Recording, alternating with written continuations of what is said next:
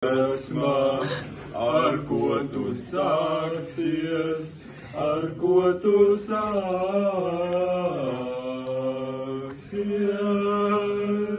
Tagad Jāni mums nociet visaugstāko notu, kur tu vari. Tagad lūdzu nociet viszemāko notu, kur tu vari.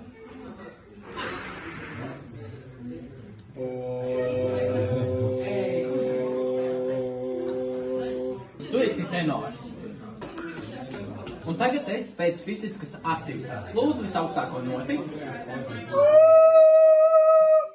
Un lūdzu viszemāko noti.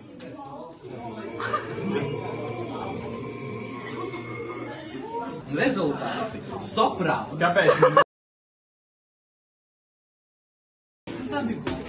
Lūdzu nociet visaugstāko noti, kur tu vari.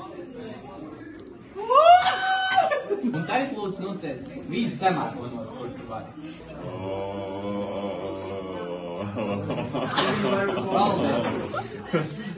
Un rezultāti mums rāda, ka tu esi baritons.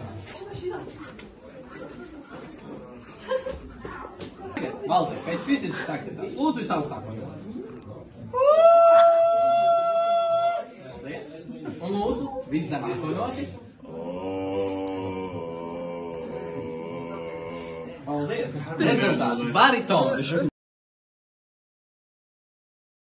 Pirms augstāko notu.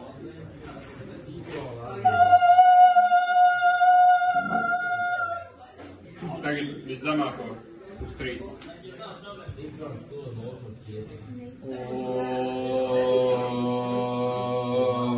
Paldies. Es esmu tenors. Sportikas. Tagad pēc fiziskas aktivitātes nociet augstāko notu, ko tu vari. Nociet zemāko notu, ko tu spēj.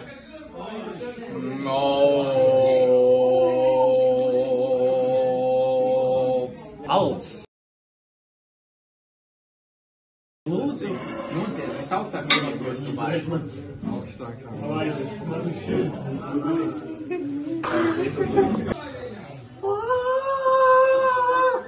Lūdzu, nociet viszemāko notu, ko tu vari. Tu esi alto.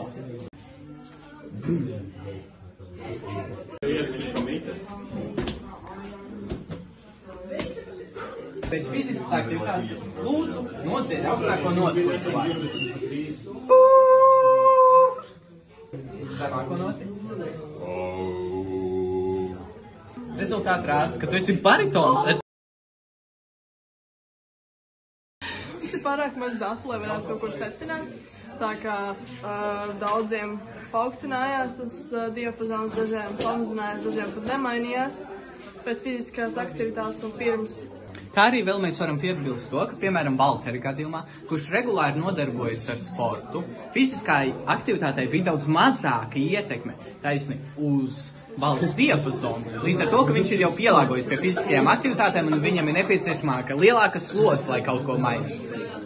Kā arī visi puiši neveica vienāds vingrinājums, kas arī varētu ietekmēt rezultātus. Varbūt kādu no vingrinājumiem ir fiziski prasīgāki, ja tā var teikt.